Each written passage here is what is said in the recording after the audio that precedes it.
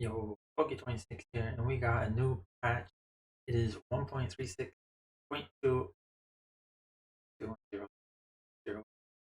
Anyways, 1.36.2. And it's kind of crazy, kind of weird, and kind of what is happening. So we're just going to go over it real quick. My thoughts on it, outline what is good and bad in my opinion. Get some feedback from others who also want to chime in. So first of all,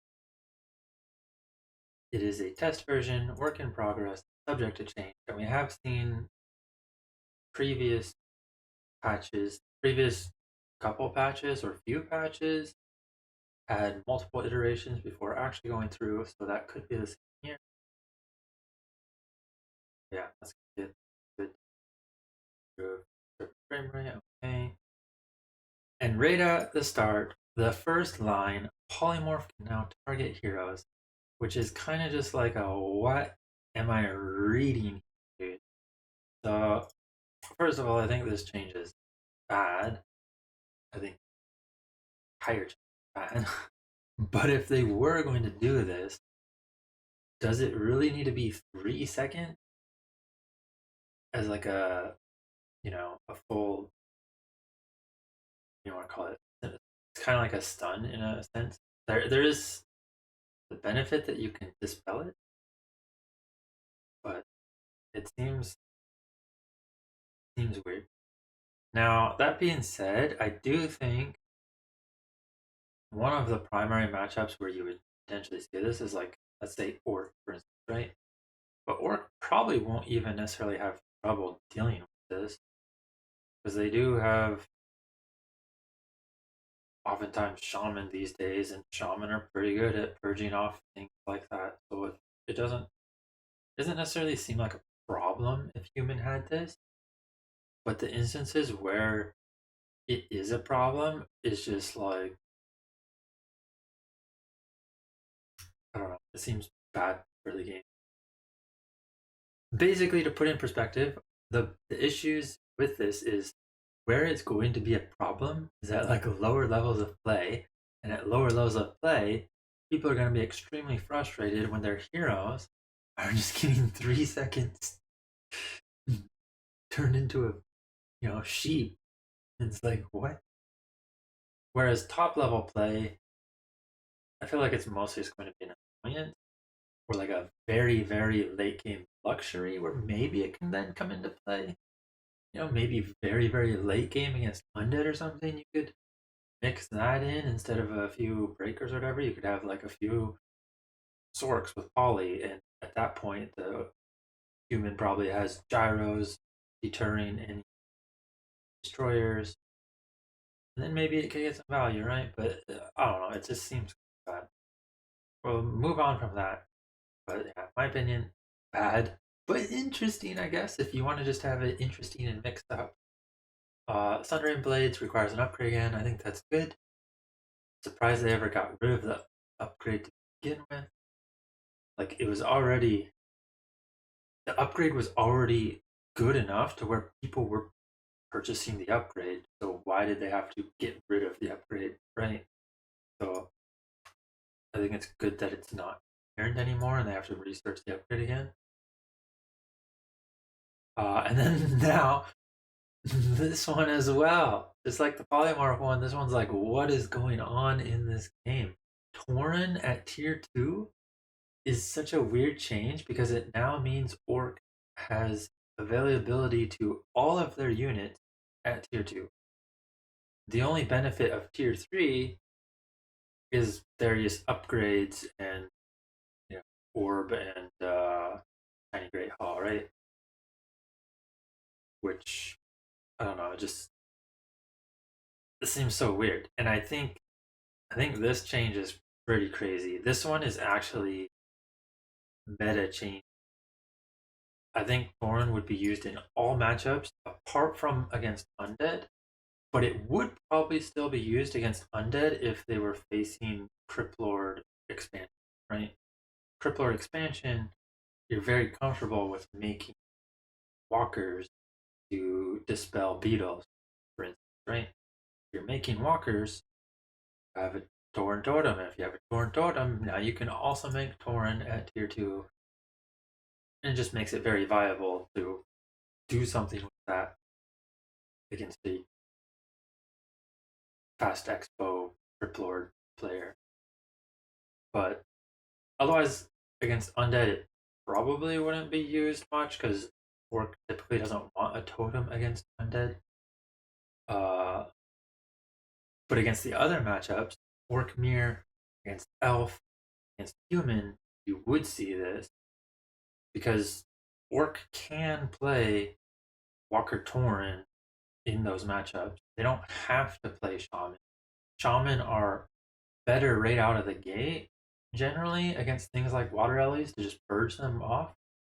But Walkers can be as good or better in the long run in such matchups.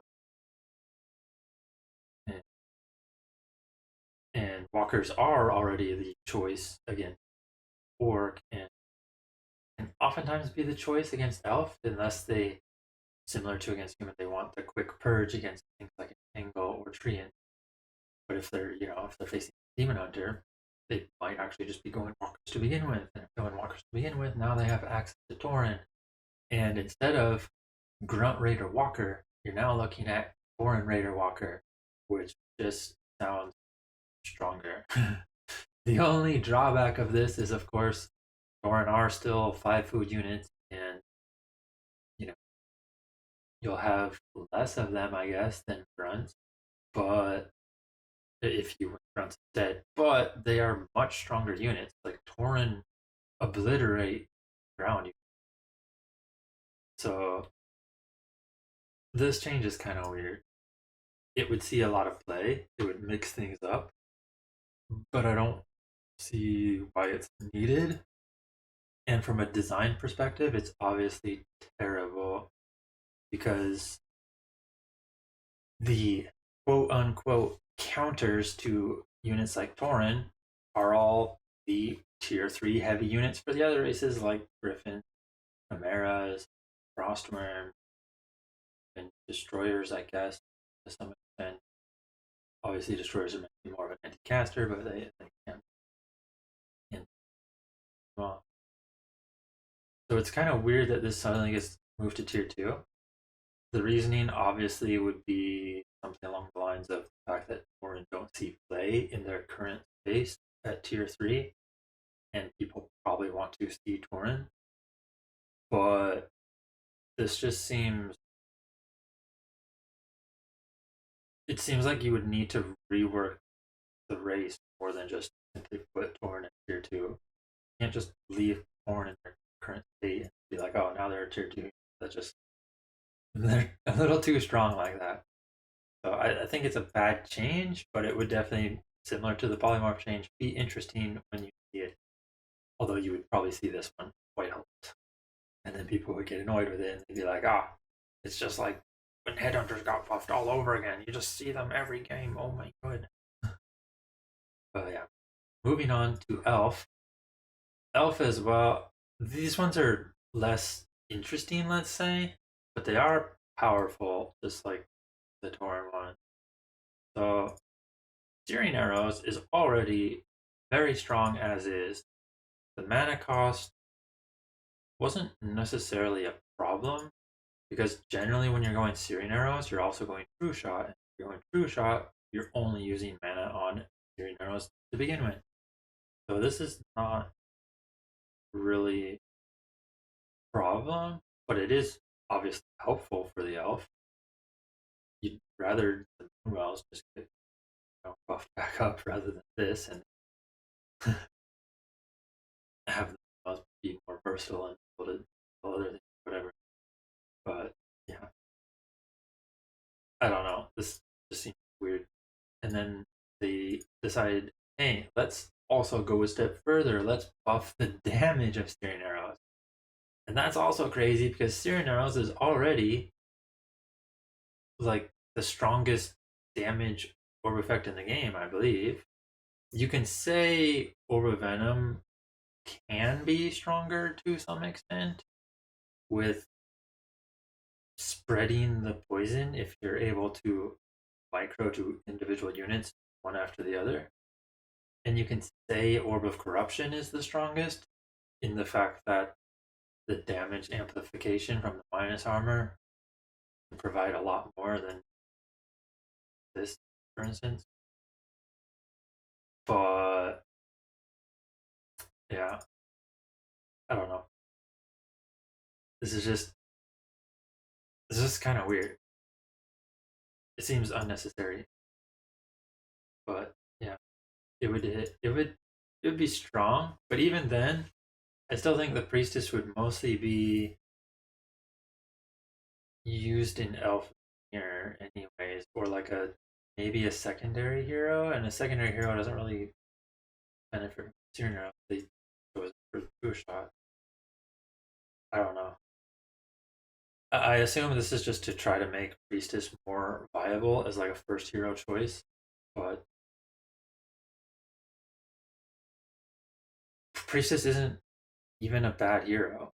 It just serves its purpose as is and shouldn't necessarily have its purpose changed to whatever this is trying to be. I guess is one thing. Mountain giant food cost reduced. Um, this I believe used to be a thing, and then they reverted it back along with other changes like the double taunt and so on. I'm not really sure if this is the right change. I do think mountain giants are a troublesome unit because they're like in mass. If you can actually get a bunch of research and have them in mass and the tier 3 research as well, mountain giants can be very oppressive when followed by like Orb of Venom support in the backline by ranged heroes and so on, like Keeper, Priestess, whatever. But they're also really bad units when you only have like one or two of them. So I don't know. As far as the food goes, I guess end game potential of Mountain Giants is even stronger. But at like 50 food, where you might only be able to have one or two, assuming you have like an archer, like a mass archer backline teched into Mountain Giants, you still only have one or two of these with your tri hero. So this food difference probably doesn't change anything. It's, I think this is kind of negligible in most cases. It just makes it even more annoying late game. An elf actually goes into mass Mountain Giants late game, which probably not good because Mountain Giants are already good in that scenario. I don't know if this change is necessary, but I also think it's a negligible change, at least compared to other things like the. Although I did say polymorph could potentially be negligible too. Kind of weird.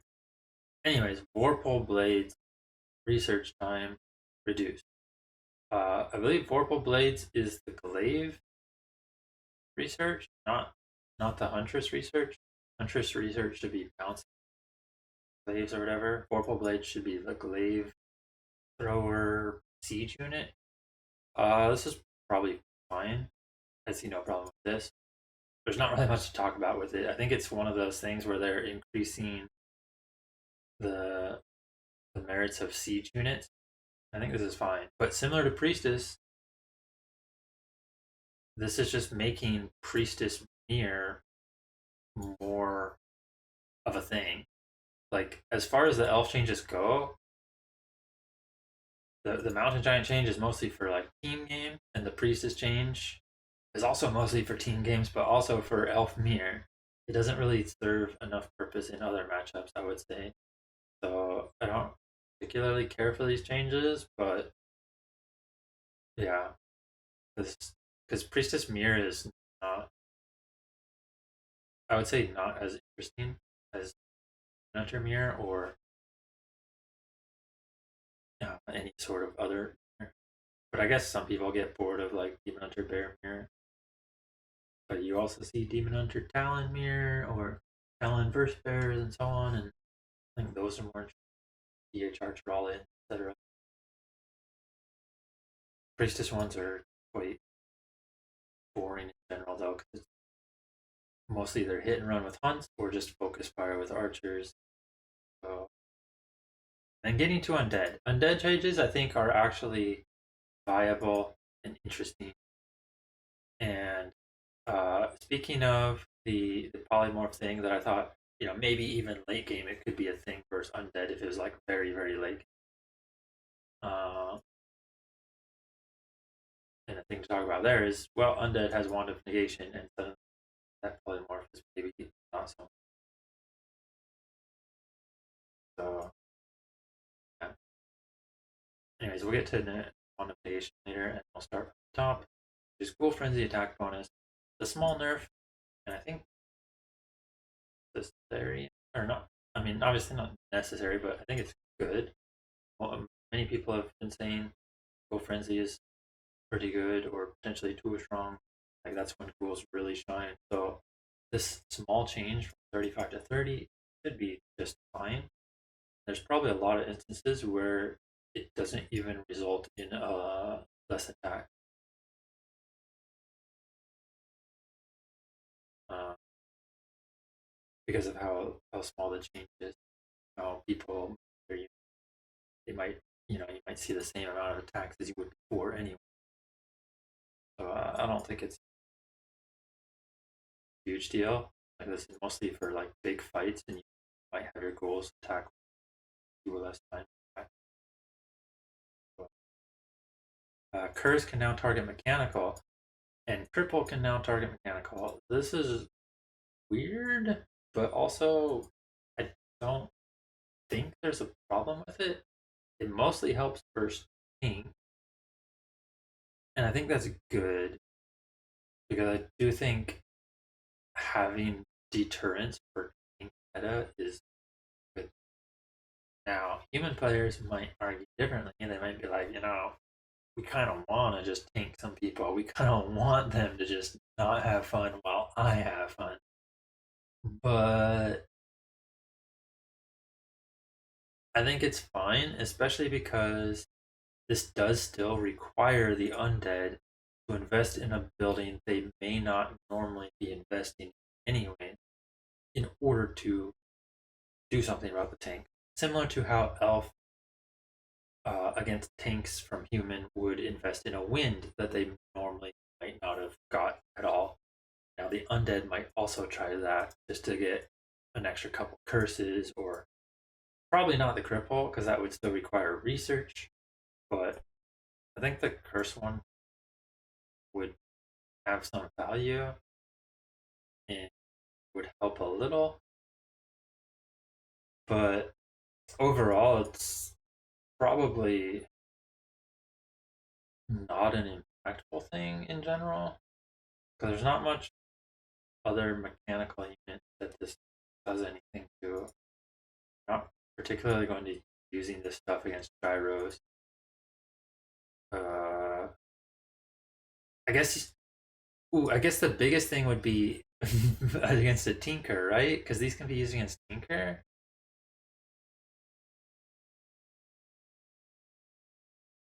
Yeah, I definitely think it's weird that these can target mechanical, but I don't think it's a problem. Except if it targets tinker as well, that might actually be weird. Like level 6 tinker, to be able to have these sort of skills target, because normally there's very limited skills that can target a level 6 tinker, and maybe that makes it worthwhile and more interesting because people hate Curry probably as much as they hate Pink. Um, so the next two lines kind of go together. Scroll of Healing removed and Wand of Negation added. I think this is actually good. I do think Undead shouldn't have access to Scroll of Healing unless, Undead was getting a complete rework and were more of a race designed around necromancers and the dead and stuff like that.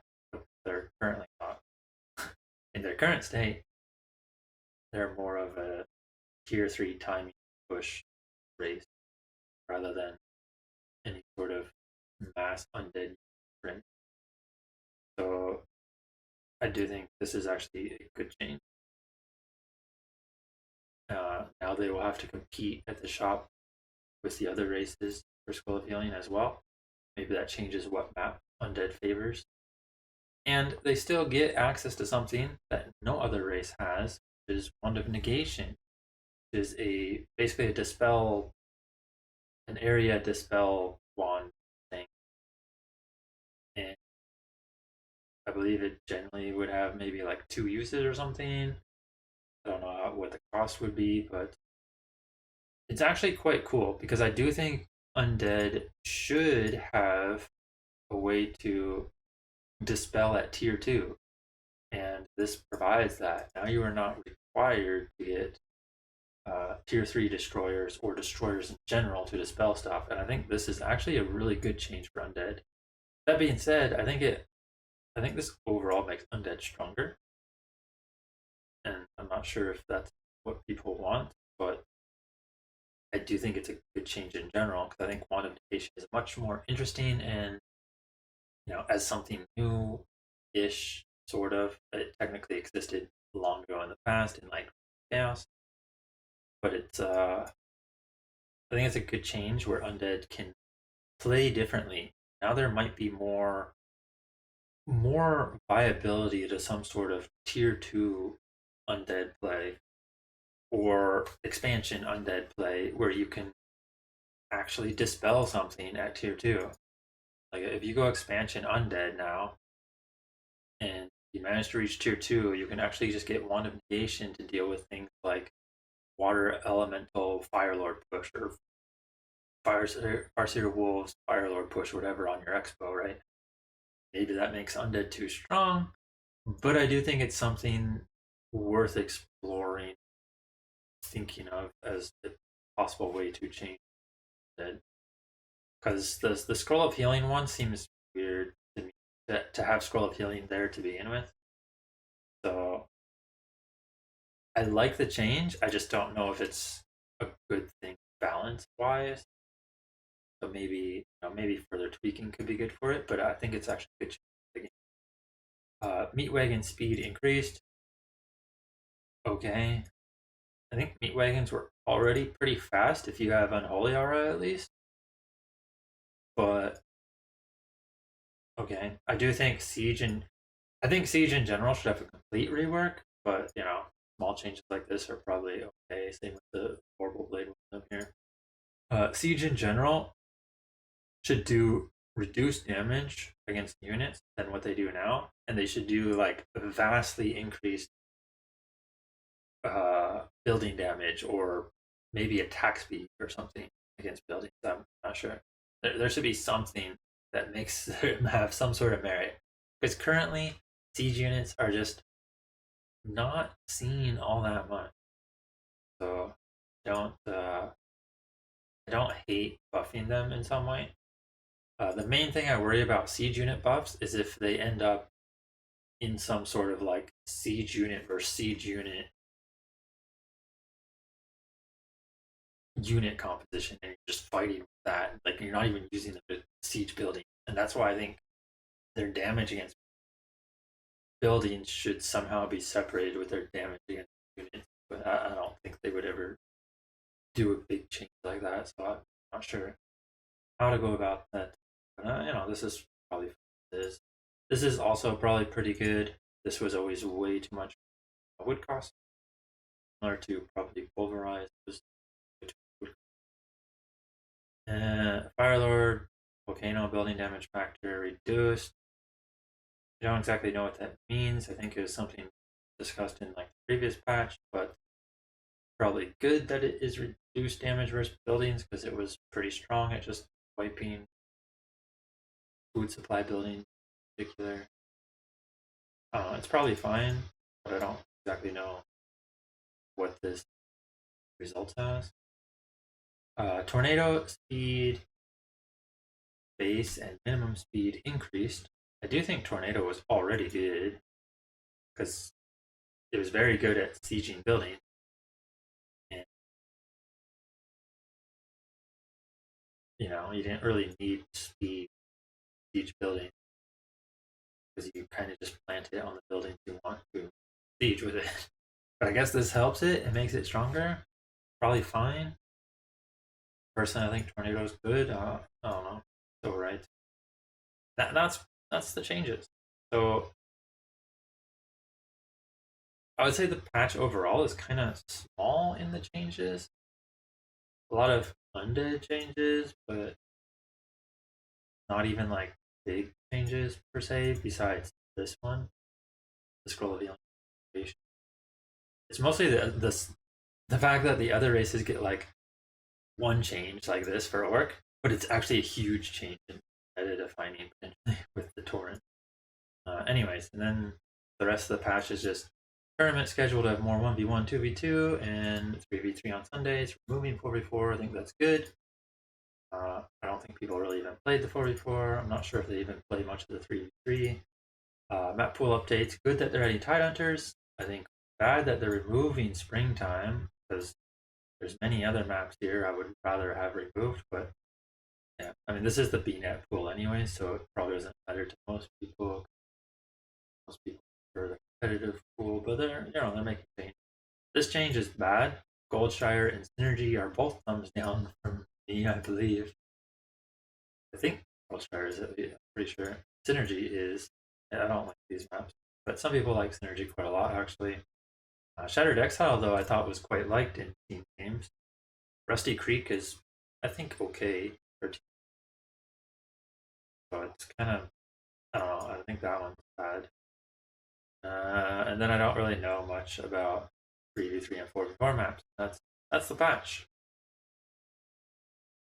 Yeah, overall, I would say the biggest winner of this patch is Orc. Tauren Tier 2 is definitely the strongest thing here.